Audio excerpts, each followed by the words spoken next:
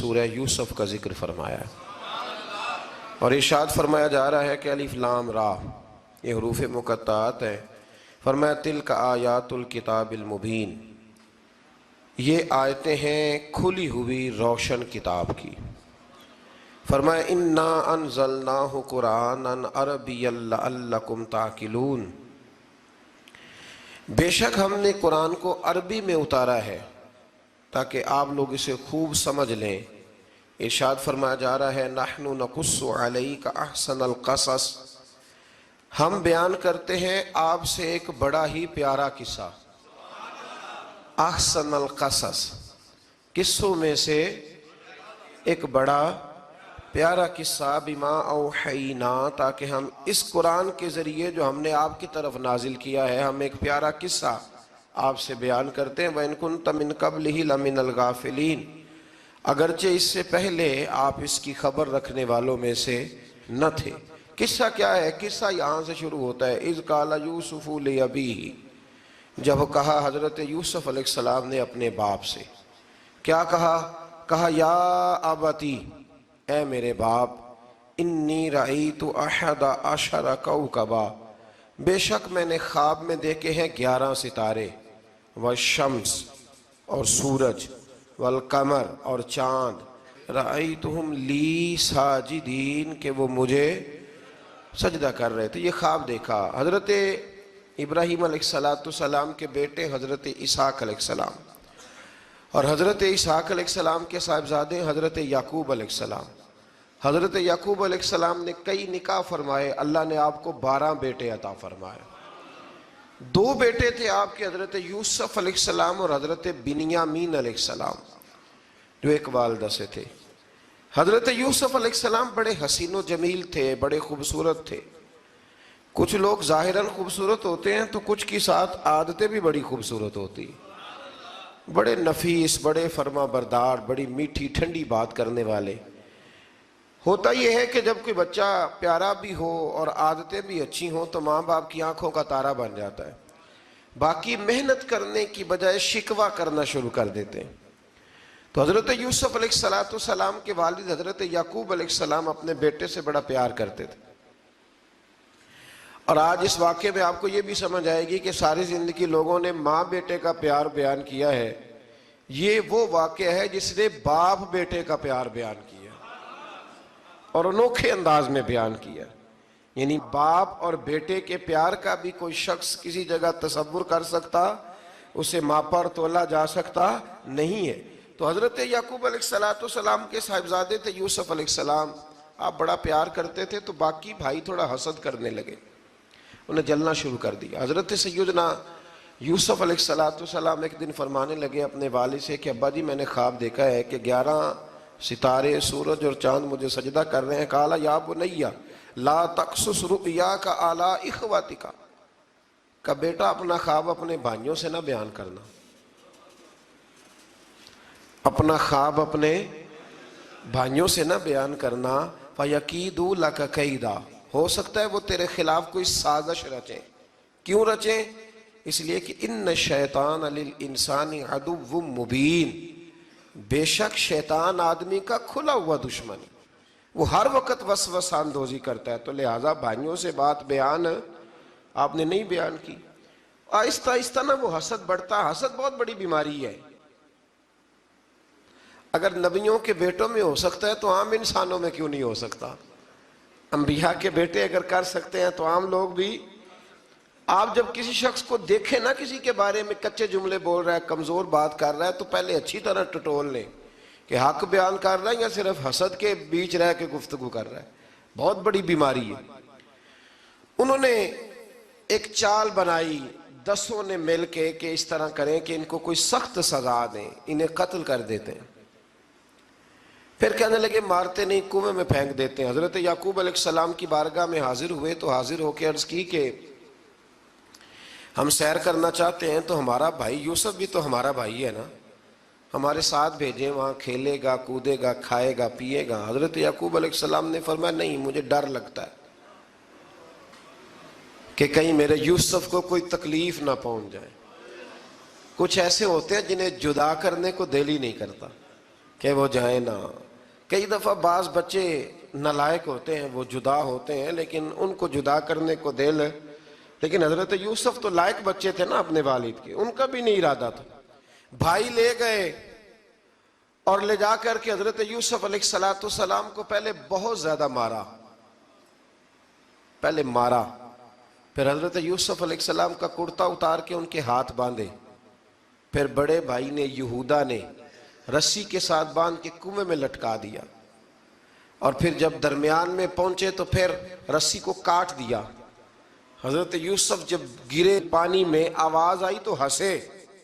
مفسرین نے لکھا ہے کہ اللہ تعالیٰ نے حضرت جبریل امین کو بھیجا، فرمایا جاؤ میرے یوسف کو پکڑ کے نا تو احتیاط کے ساتھ نیچے رکھ دو۔ حضرت یوسف کو رکھ دیا گیا۔ 3 دن اور 3 راتیں جناب یوسف کنویں میں رہے۔ بچانے والا زیادہ بڑا ہے، محفوظ رکھنے والا زیادہ طاقتور ہے۔ 3 دن اور 3 راتیں کنویں میں رہے۔ انہوں نے کیا کیا کہ حضرت یوسف کا کرتا چونکہ اتار لیا تھا، 2 کرتے انہوں نے پہنے ہوئے تھے، بعد میں مفسرین نے لکھا ہے ایک تو کرتا وہ تھا جنہوں نے استعمال کیا، تو ایک کرتا بطور تعویذ کے حضرت یعقوب نے ان کے گلے میں ڈال دیا بطور برکت کے، تو وہ کرتا بھی ان کے گلے میں تھا۔ ایک کرتے سے انہوں نے باندھ دیا، دوسرا کرتا جو تھا نا اس کو خوند لگا کے نا بکری کا، تو حضرت یعقوب کے پاس آئے اور جب دروازے تک پہنچے تو شور کرنے لگے زور زور سے۔ حضرت یعقوب پریشان ہو کے باہر آئے، چونکہ وہ بکریاں بھی ساتھ لے کے گئے تھے، بکریاں چرایا کرتے تھے، تو کہا بکریوں کو بھیڑیا تو نہیں پڑ گیا؟ تو کہنے لگے حضور بکریوں کو تو نہیں پڑا، پر حضرت یوسف کو لے گیا ہے۔ اور حضرت یوسف علیہ السلام شہید ہو گئے۔ حضرت یعقوب علیہ السلام نے نا وہ کرتا دیکھا تو کرتا دیکھ کے فرمانے لگے بڑا سیانہ تھا بھیڑیا، یوسف سارا کھا گیا ہے پر کرتا کسی جگہ سے پھٹا بھی نہیں۔ اس کا مطلب ہے کہ حضرت یعقوب کو سمجھ آ گئی کہ میرے یوسف کو بھیڑیے نے کھایا نہیں ہے۔ یہ قرآن مجید ہے۔ فرمایا بڑا سمجھدار تھا بھائی، کرتا پھٹا بھی نہیں اور یوسف وہ سارا کھا گیا۔ اب یہ روز وہاں بکریاں چرانے جاتے تھے، یا جناب یعقوب تو رونے لگے تو بھائی روز جاتے تھے، جھانک جھانک کے دیکھتے تھے کہ یوسف ہے کہ نہیں۔ تیسرے دن ایک قافلہ وہاں سے گزرا جو مصر جا رہا تھا، انہوں نے پانی نکالنے کے لیے جب ڈول لٹکایا تو حضرت یوسف نے پکڑ لیا۔ اس شخص نے حضرت جناب یوسف علیہ السلام کو اوپر کھینچا، جب آپ واپس اوپر زندہ نکل آئے تو بھائی پھر حیران ہو گئے، ابھی بھی شکر ادا نہیں کیا کہ 3 دن کے بعد دیکھو اللہ نے کتنا فضل فرمایا ہے۔ لیکن وہ پھر کہنے لگے قریب آ کے نا اس سے، یہ ہمارا بھاگا ہوا غلام ہے، اگر تمہیں چاہیے تو لے لو، سستا بیچ دیں گے۔ حضرت یوسف کا قول بعد مفسرین نے لکھا ہے، آپ فرماتے ہیں کہ مجھے جب انہوں نے تھپڑ مارے تو اتنی تکلیف نہیں ہوئی، کنویں میں پھینکا تو اتنی تکلیف نہیں ہوئی، تکلیف تب ہوئی جب انہوں نے مجھے بھائی نہیں مانا اور کہنے لگے یہ ہمارا بھاگا ہوا غلام ہے۔ تو کہا کتنے کا بیچو گے؟ کہا تم 20 درہم دے دو اور لے لو۔ 20 درہم کا جناب یوسف کو بیچ دیا۔ وہ لے گئے مصر کی منڈی میں، وہاں قیمت لگنے لگی، کتنے ہزار، اتنے ہزار، اتنے ہزار۔ اللہ اکبر۔ جناب یوسف کہتے میں نے وہ رنگ بھی دیکھا کہ جب میرا باپ سب سے بڑھ کر مجھ سے پیار کرتا تھا، اور آج میں وہی یوسف ہوں جس کی بولیاں لگ رہی، جس کی بولیاں لگ رہی۔ عزیز مصر آ گیا، مصر کا جو مال خزانہ کا مالک تھا وہ شخص آ گیا۔ اس میں بھی کئی اقوال ہیں کہ وہ بادشاہ تھا کہ کیا تھا، بہرحال عزیز مصر آیا، خزانوں پر قبضہ اسی کا تھا۔ اس نے حضرت یوسف علیہ السلام کے وزن کے برابر سونا تول کے دیا، وزن کے برابر چاندی تول کے دی، وزن کے برابر اس نے ہیرے جواہرات دیے، پھر گھر لے گیا۔ اور جناب یوسف علیہ السلام فرماتے ہیں میں ایک آزمائش سے نکلا، جب گھر آیا تو بڑے سکون سے رہنے لگا۔ عزیز مصر نے اپنی بیوی زلیخا سے کہا اس کا خاص خیال رکھنا۔ فرماتے ہیں محبت ملنے لگی، پیار ملنے لگا، گھر میں بڑی خوشی سے رہنے لگا، پر اللہ کو کچھ اور ہی منظور تھا۔ آزمائش پر آزمائش ذرا دیکھیے گا، پہلے باپ کا پیار، پھر کنواں، پھر کنویں سے بچ گئے تو مصر کی منڈی۔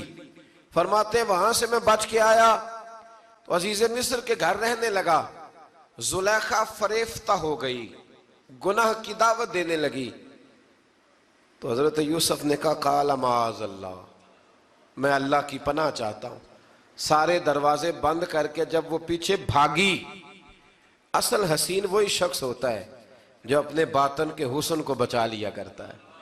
جو سوداگری کرنے لگے وہ تھوڑا حسین ہوتا ہے۔ حضرت یوسف علیہ السلام جب بھاگے تو اس نے پیچھے سے پکڑ کے کرتا کھینچا، کرتا پھٹ گیا۔ ابھی آپ دروازے تک پہنچے تھے، عزیز مصر خود آ گیا۔ اس نے آگے کہا یہ کیا ہو رہا ہے؟ تو اس نے مکر کیا، زلیخا نے، کہنے لگی کہ ہونا کیا ہے، اس کو گھر میں رکھ کے پالا ہے، اب جوان ہوا ہے تو معاذ اللہ اس نے میرے طرف دست درازی کرنے کی کوشش کی ہے۔ حضرت یوسف پھر خاموش ہو گئے۔ بھائی بیچ رہے تھے تو پھر بھی خاموش تھے۔ کبھی کبھی کچھ چیزیں خاموش رہ کے سہنی پڑتی ہیں۔ زخم پہ زخم کھا کے جی، خون جگر کے گھونٹ پی، آہ نہ کر لبوں کو سی، یہ عشق ہے کو دل لگی نہیں۔ حضرت یوسف علیہ السلام پھر چپ ہے۔ زلیخا نے بڑی باتیں کی۔ ایک دانا آدمی تھا، قرآن کہتا ہے ایک بولا بولنے والا، ایک عقل مند بولا۔ اس نے کہا دیکھو، نہ زلیخا کی سنو نہ یوسف کی سنو، اگر تو کرتا آگے سے پھٹا ہوا ہے تو پھر غلطی ہے جناب یوسف کی، اور اگر پیچھے سے پھٹا ہے تو پھر زلیخا کی غلطی۔ حضرت یوسف کی معاذ اللہ پھر غلطی۔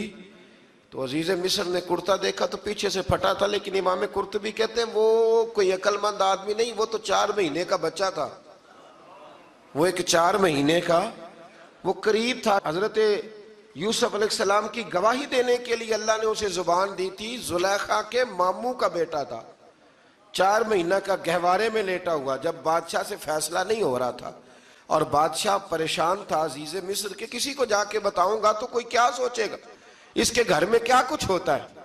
کہتے پریشان تھا تو پنگوڑے سے بچہ بول پڑا، کہنے لگا بادشاہ اگر تو کرتا آگے سے پھٹا ہے تو پھر معاذ اللہ غلطی حضرت یوسف کی، اگر پیچھے سے پھٹا ہے تو پھر زلیخا کی۔ تو کرتا پیچھے سے پھٹا تھا، حضرت یوسف کے حق میں گواہی مکمل ہو گئی۔ اب آہستہ آہستہ نا دربار میں محل میں بات پھیلنے لگی، تو بیویاں کہنے لگی اوہو زلیخا تو ایک غلام پہ عاشق ہو گئی ہے، ایک غلام پہ۔ تو زلیخا کہنے لگی تم اجے میرا محبوب نہیں ڈٹھا۔ یہ رٹے ڈالنے والے دیکھتے نہیں اور دور کھڑے رہ رہ کے کہانیاں سناتے رہتے۔ اس نے کہا تو نے ابھی دیکھا نہیں نا، تو نے ابھی، تجھے کیا پتا ہو کہ ماجرا کیا ہے؟ تو کہنے لگی نہیں تو غلام پہ۔ اس نے کہا چلو تجربہ کراتی ہوں۔ ساری عورتوں کو بٹھایا، ہاتھ میں ایک ایک سیب دیا، ایک ایک چھری دی، اور جب پوری تیاری ہو گئی پھل کاٹنے کی عورتوں کی، تو جناب یوسف سے کہا ذرا جھلک تو دکھاؤ۔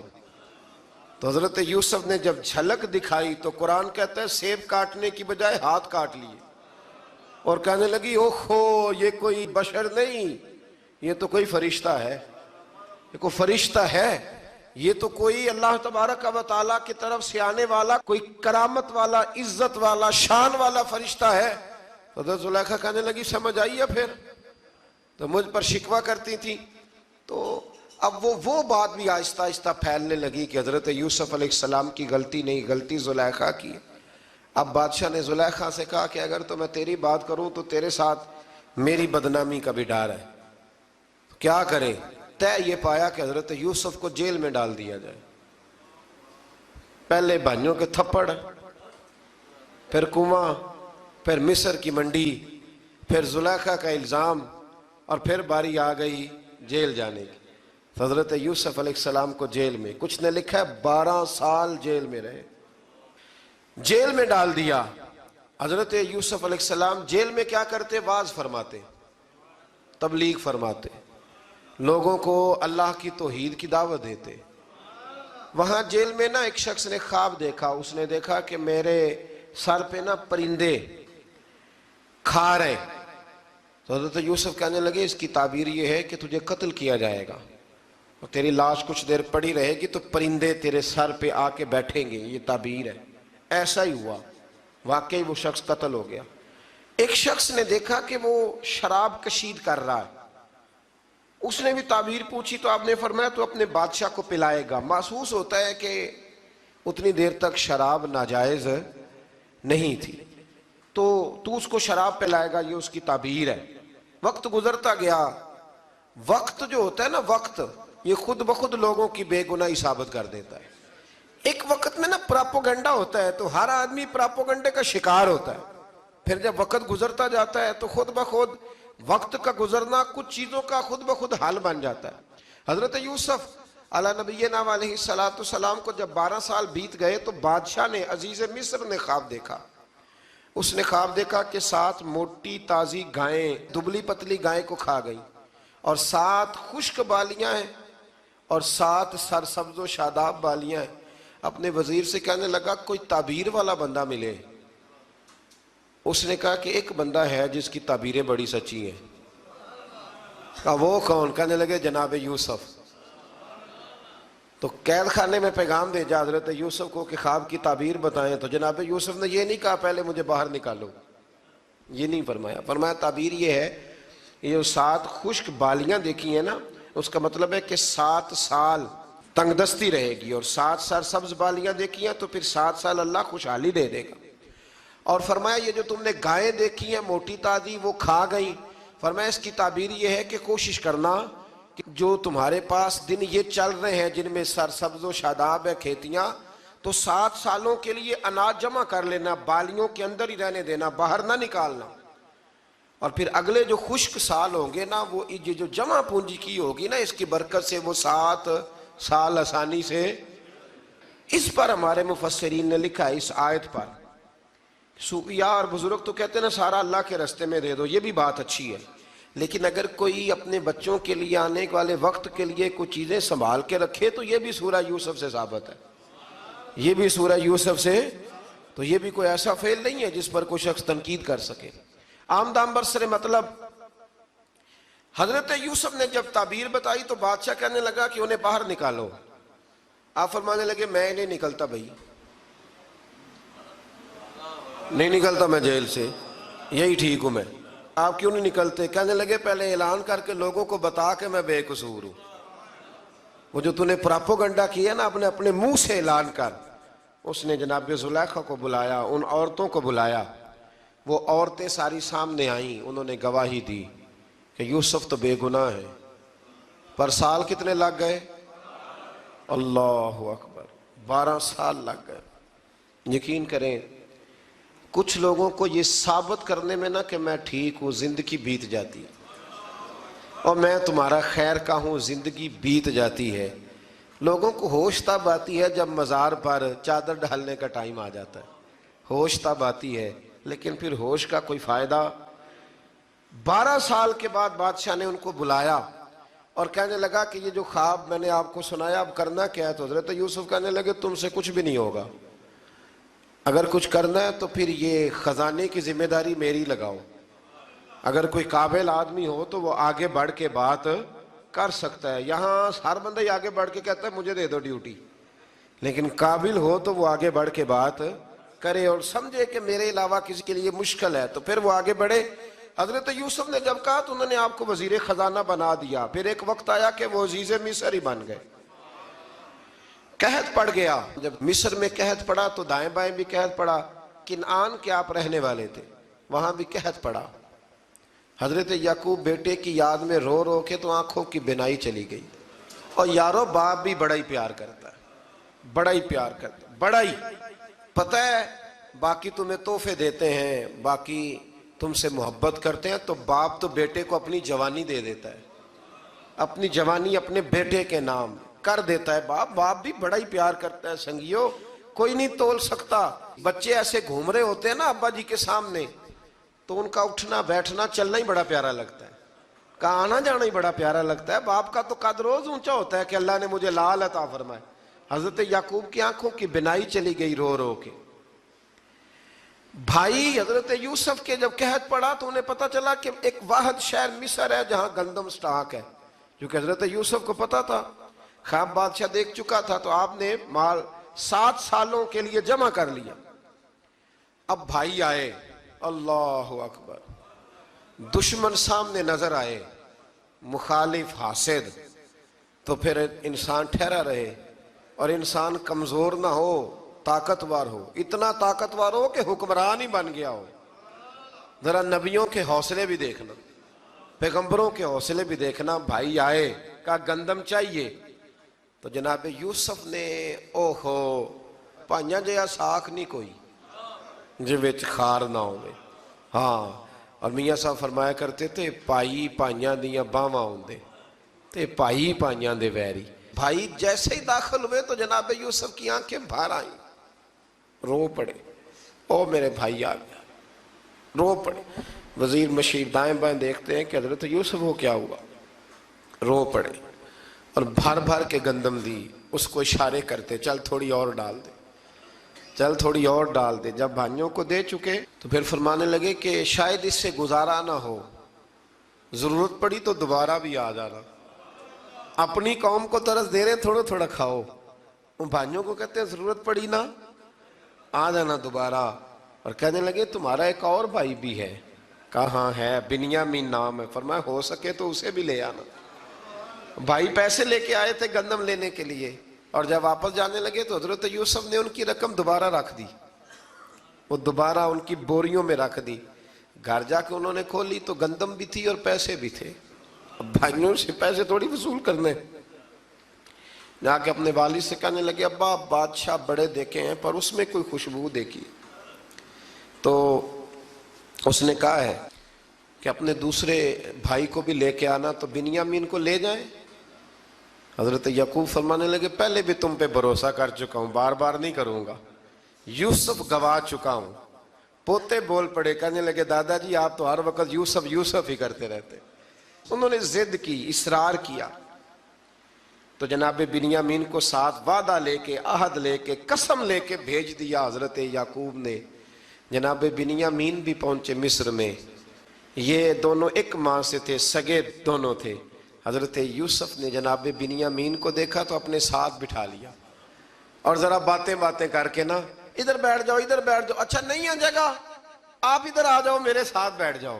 بھائی تھا نا سگا, اچھا چلو ٹھیک ہے آپ ادھر آ جاؤ. بھائی کو ساتھ بٹھا لیا. ابھی جب چیزیں دینے لگے تو کان میں کہنے لگے, وہ پریشان تھے نا حضرت بنیامین کی یہ بندہ کیا کر رہا ہے, تو کان میں کہنے لگے میں بھائی ہوں تیرا, میں یوسف ہوں. تو اس طرح کہا یار تھوڑے دن میرے پاس رہ نہیں جاتا. تو حضرت بنیامین کہنے لگے رہ جاتا ہوں. رہ گئے جناب بنیامین. اب کہا نہیں میں نہیں بھیجوں گا. کچھ لوگوں نے یہ لکھا ہے کہ حضرت بنیامین کے جو بوری تھی اس کے اندر انہوں نے تھیلے کے اندر شاہی پیالہ رکھ دیا اور فرمایا اس کو ہم نہیں جانے دیں گے, ہمارا پیالہ کیسے, یہ نہیں کہا کہ یہ چور ہے, کہا پیالہ کیسے آیا اس کے تھیلے پہ, لہذا یہ ابھی ہم رہے گا ہمارے پاس, دیکھیں گے. وہ باقی چلے گئے تو یہودا کہنے لگا کہ میں نہیں جاتا, میں یہیں ٹھہروں گا, اس لیے کہ میں باپ کو کیا بتاؤں گا کہ پہلے بھی میں کرتا میں ہی لے کے گیا تھا یوسف کا, اب میں کیا بتاؤں گا. واپس گئے اور جا کے بتایا کہ جناب بنیامین کو انہوں نے رکھ لیا ہے, معاملہ بن گیا ہے. وہ کہتے ہیں کیسے پیالہ آیا ہے, شاہی پیالہ. حضرت سیدنا یعقوب علیہ السلام فرمانے لگے میں نے تمہیں پہلے ہی کہا تھا کہ تم میرے بنیامین کو بھی لے جا رہے ہو, پہلے میں بھروسہ کر کے یوسف کے معاملے میں پریشان ہوں. فرمایا اس طرح کرو, جاؤ ڈھونڈو جا کے میرے یوسف کو, اور ڈھونڈو جا کے میرے بنیامین کو, جاؤ تلاش کرو. اللہ اکبر.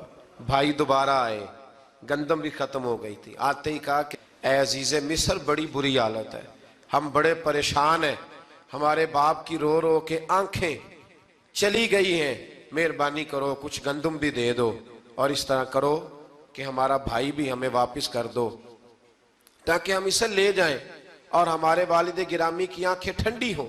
حضرت یوسف علی نبینا علیہ السلام ان کی باتیں بھی سننے لگے اور غور سے ان کے چہرے بھی دیکھنے لگے, غور سے.